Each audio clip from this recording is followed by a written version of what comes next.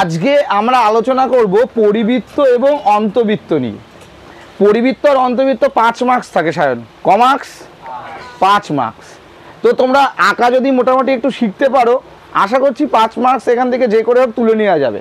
আমি প্রথমে বোর্ডে আগে কি করে আঁকতে হয় বিষয় আশয়গুলো একটু আলোচনা করে দিচ্ছি, তারপর আমি নিজে হাতে ধরে আমি করাবো বা দেখাবো কিভাবে হয়। তাতেও যদি না হয় আমি গ্রাফিক্স আকারে তোমাদেরকে বোঝানোর চেষ্টা করব। গ্রাফিক্সও আমার রেডি আছে, আমি সেটাও তোমাদেরকে দিয়ে দেব। প্রথমে তোমাদের পরীক্ষায় আসবে যে একটা ত্রিভুজ অঙ্কন করো। আমি এটা 1 নাম্বারটা বলছি, একটা ত্রিভুজ অঙ্কন করো। সেই ত্রিভুজের একটা পরিবৃত্ত অঙ্কন করতে হবে। তো পরিবৃত্ত মানে তোমাদের মাথার মধ্যে এটা কাজ করবে, এরকম একটা ত্রিভুজ থাকবে আর বাইরে একটা বৃত্ত এরকম আমাকে অঙ্কন করতে হবে, যা কিনা এই যে ত্রিভুজে যে 3টে শীর্ষবিন্দু, প্রত্যেকটা বৃত্তের যে পরিধি 3টে জায়গায় টাচ করে বেরিয়ে যাবে। এবার মনে করো কেউ এইরকম আঁকলো, কেউ মনে করো এইরকম আঁকলো, তাহলে তার কিন্তু হবে না, এটা কিন্তু কাটা, এটা কিন্তু রাইট, এটা বুঝতে হবে তোমাকে। তাহলে তুমি যেন তেন প্রকারে যা খুশি তাই এঁকে দিয়ে আসবে, তাহলে কিন্তু সেটা পরিবৃত্ত হবে না। তাই পরিবৃত্ত অন্তর্বৃত্ত আঁকতে গেলে তোমাকে একটুখানি পজিটিভ হতে হবে। তোমার যে পেন্সিল কম্পাস ইউজ করছো সেগুলো একটুখানি ত্রুটি যতটা কম থাকবে, এরর যতটা কম থাকবে ততটা বেস্ট হবে। এবার তুমি ভাবছো এরর, এই পৃথিবীতে এরর ছাড়া কিছু হয় না। আমি মানুষ, তাই আমার মধ্যে কত এরর। ডেটল তাই 99.19%, ডেটলও বলতে পারে না 100% জীবাণুনাশক। তাই এরর থাকবেই। তাই মেশিনগুলোকে এররহীন করতে গেলে তোমাকে একটু দেখতে হবে টাইট ঠিকঠাক আছে কিনা, পেন্সিল ঠিকঠাক লাগছে কিনা। তো জ্যামিতি করার আগে কিন্তু এই জিনিসগুলোকে বেশি নজর দিতে হবে। পেন ইউজ করা যাবে না, পেন্সিল দিয়েই তোমাকে সব কিছু করতে হবে। তাহলে পরিবৃত্তের ক্ষেত্রে আমাদের কি থাকবে? পরিবৃত্তের ক্ষেত্রে প্রথমে আমাদের যেটা করতে হবে, প্রথমে আমাদের কি করতে হবে, নির্দেশ অনুসারে একটা নির্দেশ থাকবে, সেই নির্দেশ অনুসারে একটা ত্রিভুজ ড্র করতে হবে। এটা আমাদের আজকে প্রথম কাজ। নির্দেশ দেয়া থাকবে, সেই নির্দেশ অনুসারে একটা কি করতে হবে, ত্রিভুজ অঙ্কন করতে হবে। ত্রিভুজ যদি অঙ্কন করা হয়ে যায়, এটা 1 নাম্বার কাজ। 2 নাম্বার কাজ হচ্ছে তারপর বাহুকে সমদ্বিখণ্ডক করতে হবে। বাহুকে সমদ্বিখণ্ডক করতে হবে। স্যার কটা বাহুকে করতে হবে? তাহলে একটা ত্রিভুজের কটা বাহু হয়? তাহলে তোমরা যে কোনো দুটো বাহুকে করো, যে কোনো কটি বাহুকে করো, দুটো বাহুকে করে ফেলো। এবার একটা কথা বলি, আমার এইটা করলে মানে এইটাকে একটা করলে, আর এদের দুজনের মধ্যে যে কোনো একটাকে তোমরা করলে, একটু বাদে আমি যখন আঁকা দেখাবো তখন করব। আগে প্রোফর্মা রেডি করছি। আর 3 নাম্বারে কি? আর 3 নাম্বারে হচ্ছে দুটো বাহু সমদ্বিখণ্ডকের পর সমদ্বিখণ্ডক দ্বয় যে বিন্দুতে ছেদ করবে, সেই ছেদ বিন্দুতে তুমি তোমার পেন্সিল কম্পাসের কাঁটাটাকে বসিয়ে পেন্সিলটাকে ত্রিভুজের 3টে শীর্ষবিন্দুতে একটুখানি অ্যাটাচ করো। একটু দেখে নাও ঠিকঠাক আছে কি না। যদি দেখছো ঠিক থাকে তো তোমাকে গোল করে দিতে হবে। এবার যদি বলো স্যার যদি দেখি ঠিক নেই, তাহলে আর গোল করে লাভও নেই। তার কারণ এটা জোর করে করার কিছু নেই। মানে তুমি কোনো একটা পাশ মেলাতে যাবা আর একটা পাশ বেরিয়ে যাবে। কি বললাম বোঝনি? তুমি যদি সঠিকভাবে না আঁকো, তাহলে যে পাশ মেলাতে যাবা আর একটা পাশ থেকে সেটা কী হবে, বেরিয়ে যাবে। তাই তোমার কি করতে হবে, তোমাকে দেখে নিতে হবে যে 3টে শীর্ষবিন্দু মোটামুটি ঠিকঠাক আছে কি না। যদি তুমি ঠিকঠাক করে থাকো তাহলে অবশ্যই তোমার মিলে যাবে। আর যখন মিলে যাবে আনন্দের আর শেষ নেই, 5টা নাম্বার তোমার ঝুলিতে চলে আসবে। তাহলে এবার আমি তোমাকে 3 নাম্বার যেটা বলবো কি, যে এদের যে সমদ্বিখণ্ডক করছো, সেই সমদ্বিখণ্ডক সরলরেখাটা মানে দুটো যে সরলরেখা তুমি টানছো তাদের যে ছেদবিন্দু, তাহলে ছেদবিন্দু থেকে পেন্সিল কম্পাসের সাহায্যে আমরা বৃত্তটাকে অঙ্কন করব, বৃত্ত অঙ্কন করব। স্যার একটা এক্সাম্পল আমি ছোট্ট করে বোর্ডে একটা জিনিস বলছি, এটাকেই কিন্তু আজকে আমরা খাতায় আঁকবো, বাট বোর্ডে আগে আমি রেডি করে দিচ্ছি পরিবৃত্তটা, তারপর অন্তর্বৃত্তটা রেডি করছি। তাহলে দেখো আমরা বলা থাকলো যে 4 সেন্টিমিটার,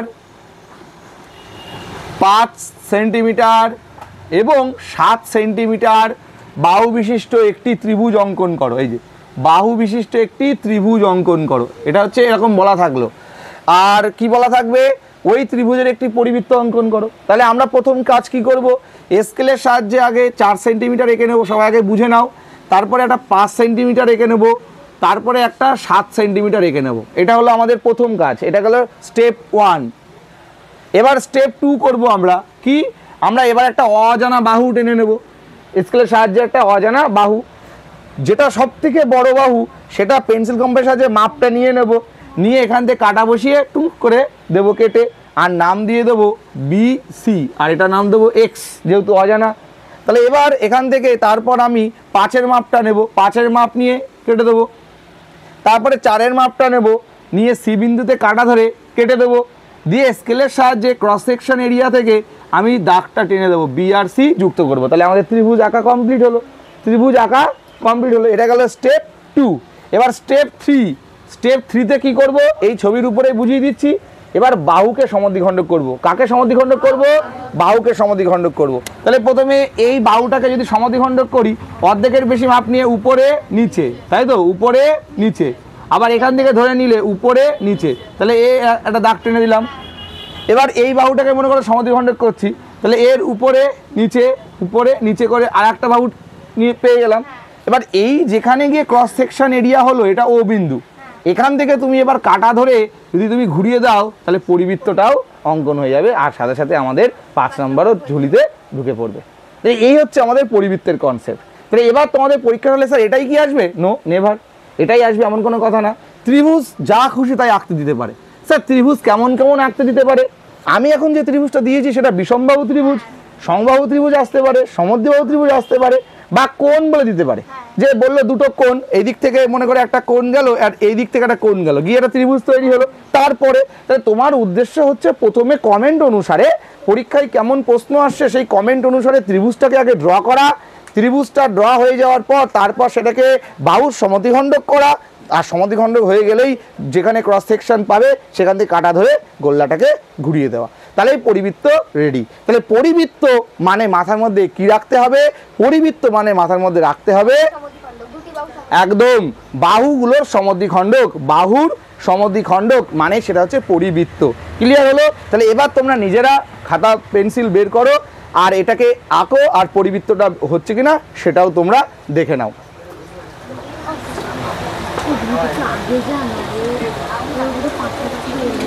পজ করো। হলো? তো এবার আমরা পরিবৃত্ত তো তোমরাও দেখলে যে কি করে পরিবৃত্ত অঙ্কন করতে হয়। আমি তোমাদের হাতে কলমে একটু আগেই দেখালাম, আশা করছি তোমরা দেখতে পেয়েছো। তো তোমরাও এইরকমভাবে পরিবৃত্তটা বাড়িতে ট্রাই করো, আশা করছি মিলে যাবে। এবার আমি তোমাদেরকে অন্তবৃত্তটা শিখিয়ে দিচ্ছি, আর এটা শিখতে পারলেই মোটামুটি 5 নাম্বার তোমরা ফ্রিতে পেয়ে যাচ্ছ। যেমনটা লেখা ছিল থাম্বনেইলে তেমনটাই, যে ভিডিও দেখলেই 5 নাম্বার ফ্রি। তো চলো এবার দেখে নিই অন্তবৃত্ত।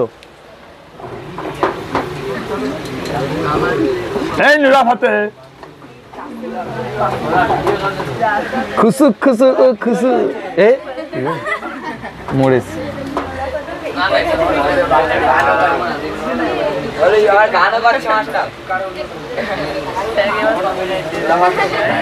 আচ্ছা, তো এবার আমরা করব অন্তবৃত্ত। অন্ত মানে কি? হ্যাঁ, হৃদয় ভেতরে কোথায় থাকে? আবার কিন্তু এই অন্তর মানে আবার বিয়োগ ফল, অঙ্কের ক্ষেত্রে দুটো রাশির অন্তরফল মানে হচ্ছে বিয়োগ, এটা মাথায় রাখতে হবে। তো আজকে অন্তবৃত্ত আমরা এখন অঙ্কন করব। তো অন্তবৃত্ত অঙ্কন করার জন্য এটাতেও কিন্তু প্রথমে বলে দেবে ত্রিভুজ। ত্রিভুজ প্রথমে একটা আঁকতে হবে, সেই ত্রিভুজের একটা কি আঁকবো?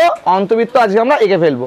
তাহলে প্রথমে মনে করো এরকম বলা থাকবে যে এটা মনে করো একটু বড় সড়োই করি, দেখা যাক একটু বড় সড়োই করা হোক, যে 5.5 সেন্টিমিটার বাহু বিশিষ্ট একটা বাহুর একটা সমবাহু ত্রিভুজ তৈরি করতে হবে। সমবাহু ত্রিভুজ, ঠিক আছে? 5.5 সেন্টিমিটার একটা সমবাহু ত্রিভুজ, সমবাহু ত্রিভুজ, খুব সাবধান, 5.5 সেন্টিমিটার সমবাহু ত্রিভুজ। ওই সমবাহু ত্রিভুজের কি আঁকতে হবে? একটা অন্তবৃত্ত আমরা আঁকবো। আগে ছিল পরিবৃত্ত, এবার হচ্ছে অন্তবৃত্ত। আমি প্রথমে তোমাদের আগে প্রোফর্মা রেডি করি, তারপর তোমরা হাতে কলমে করবা। সমবাহু ত্রিভুজ আঁকার নিয়ম হচ্ছে প্রথমে স্কেলের সাহায্যে তুমি একটা 5.5 সেন্টিমিটার দাগ টেনে নিলে, তারপর একটা অজানা বাহু স্টেপ 1 2 3 করে তোমরা দেখতে দেখতে যাও, আশা করছি তোমরাও আঁকতে পারবে। তারপর 5.5 পেন্সিল কম্পাসের সাহায্যে মেজারমেন্ট তুলে নিতে হবে। তারপর এখান থেকে নিয়ে কেটে দিলাম, ওই একই মাপ এখানে কাটলাম, ওই পয়েন্টে কাটা বসে এখানে কেটে দিলাম, তাহলে এটা হয়ে গেল একটা সমবাহু ত্রিভুজ। কত? 5.5। ক্লিয়ার হলো? নেক্সট কাজ এই কোণটাকে সমদ্বিখণ্ডক করব। তাহলে আগে ছিল বাহুর সমদ্বিখণ্ডক আর এবার করব কোণের সমদ্বিখণ্ডক। তাহলে কোণের সমদ্বিখণ্ডক করার নিয়ম, কোণের সমদ্বিখণ্ডক করার নিয়ম হচ্ছে প্রথমে এই এখান থেকে একটা কোণ আঁকলাম, তারপর সেই একই মাপ অর্ধেকের বেশি মাপ নিয়ে এখানে, তাহলে আমার এখান থেকে একটা কোণের সমদ্বিখণ্ডক হলো। এবার এই কোণটার সমদ্বিখণ্ডক করব, এটাকে বাদ দেবা, এটাকে করবো, ঠিক আছে। তাহলে এখান থেকে আবার অর্ধেকের বেশি মাপ পেন্সিল কম্পাসে নিয়ে এখানে, তাহলে যেটা যাবে এই কোণের সমদ্বিখণ্ডক হয়ে গেল। কোণের সমদ্বিখণ্ডক হওয়ার পরে যেখানে গিয়ে দুটো জায়গা ক্রস করবে সেই ক্রসিং জায়গায় কাঁটাটাকে বসিয়ে তুমি তোমার পছন্দ মতো এমন একটা মানে পেন্সিল কম্পাসটাকে এমনভাবে সেট করবে যে একটা বৃত্তচাপ তৈরি হবে, কিন্তু যেন এই বাহুটাকে ভেদ না করে যায়। বাহুটাকে তো নামকরণ করি এবিসি, বিসি বাহুর বাইরে না চলে যায়। তাই তুমি এখান থেকে পেন্সিল কম্পাসটাকে একটুখানি সেট করে নিয়ে এমন একটা বৃত্তচাপ এঁকে দিলে। বোঝা গেল ব্যাপারটা?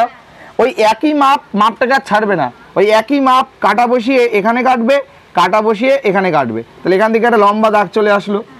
এই যে এটা ও বিন্দু আর এটা মনে করো ডি, এই যে ওডি যে বাহুটা দেখতে পাচ্ছ তোমরা, এই ওডি বাহুটাই হলো বৃত্তের ব্যাসার্ধ। তাহলে তোমরা কি করবে, কাটা কম্পাসের কাটাটা বসিয়ে পেন্সিলটাকে এই সেটটা করবে। এইখানে মাপটা নেওয়ার সময় আবারও বলছি ক্রুশিয়াল, এই মাপটা কিন্তু উল্টোপাল্টা হলেই তোমাদের দুই এক দিক থেকে বেরিয়ে যেতে পারে, বা একটু ভিতরে ঢুকে যেতে পারে, বা বাইরে বেরিয়ে যেতে পারে। তাই এই মাপটা নেওয়ার সময় খুব সুন্দর করে দেখবে পেন্সিলটার মাথা শার্প আছে কিনা দেখে নেবে। পেন্সিলের মাথা যদি দেখা গেলো এখান থেকে এক পাশ মোটা ছিল, এই দিকটা দিতে গিয়ে শুরু হয়ে গিয়ে দেখা গেল বেরিয়ে গেল, তাহলে এখান থেকে তুমি কাটা বসিয়ে ঘুরিয়ে দেবে। তাহলে তুমি দেখতে পাবা যে এখান থেকে এরকম একটা বৃত্ত তৈরি হয়ে গেছে। এটাকেই বলা হচ্ছে অন্তর্বৃত্ত। ক্লিয়ার হলো? তাহলে এবার ত্রিভুজের ভিতরে তৈরি হবে, আর আগেরটা ছিল ত্রিভুজের বাইরে। তাহলে লাস্ট একবার অন্তর্বৃত্ত কীভাবে আঁকবো বলে দিই। প্রথমে নির্ধারিত যে ত্রিভুজ আঁকতে দেবে সেই ত্রিভুজটাকে আঁকতে হবে। ত্রিভুজ আঁকার পর আমাদের কোণের সমদ্বিখণ্ডক করতে হবে। কোণের সমদ্বিখণ্ডক দ্বারা যে বিন্দুতে ছেদ করবে সেই বিন্দু থেকে একটা লম্ব অঙ্কন করবে। এটা কিন্তু লম্ব অঙ্কন করা বলে। সেই লম্বটা আমাদের কোনো একটা ত্রিভুজের যে বাহুটা যেখানে গিয়ে ছেদ করবে সেটাই হলো বৃত্তের ব্যাসার্ধ। সেখান থেকে মাপ নিয়ে বৃত্তটাকে ঘুরিয়ে দেবো, তবে যে বৃত্ত তৈরি হবে তাকেই বলবো আমরা অন্তর্বৃত্ত। তাহলে অন্তর্বৃত্ত কিন্তু দেখতে হবে, অন্তর্বৃত্তরও কিন্তু 3টে পয়েন্টে বৃত্তটাকে টাচ করে বেরিয়ে যাবে। কারোর যদি স্যার এইরকম হয় হবে না, কারোর যদি স্যার এইরকম হয় হবে না, একদম 3টে জায়গায় সমান তালে এগোবে। ঠিক আছে? তাহলে মোটামুটি তোমরা নিজেরাও প্র্যাকটিস করো। পরিবৃত্ত অন্তর্বৃত্ত আশা করছি তোমাদের ক্লিয়ার হয়ে গেছে। আর তোমাদেরকে বলে রাখি, যদি তোমাদের মনে হয় যে এরকম ভিডিও তোমাদের খুব কাজে লাগছে, ম্যাথামেটিক্সটাকে আরও ভালো বোঝার জন্য, ফিজিক্যাল সায়েন্সকে ভালোভাবে বোঝার জন্য আমাদের অনলাইনের ব্যাচ চলছে, সেখানে তোমরা ভর্তি হতে পারো। দেখো এখান থেকে একটা নাম্বার যাচ্ছে, এই নাম্বারে তোমরা হোয়াটসঅ্যাপ করো। আশা করছি তোমরা হোয়াটসঅ্যাপ করলে তোমরা বিস্তারিত জানতে পারবে।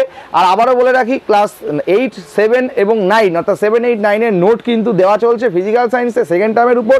যারা যারা এখনও নোট নাও নি তারা অবশ্যই নোট নেওয়ার জন্য হোয়াটসঅ্যাপে যোগাযোগ করো। দেখা হচ্ছে নতুন এপিসোডে। ততক্ষণ পর্যন্ত সবাই ভালো থেকো, সুস্থ থেকো, টেক কেয়ার।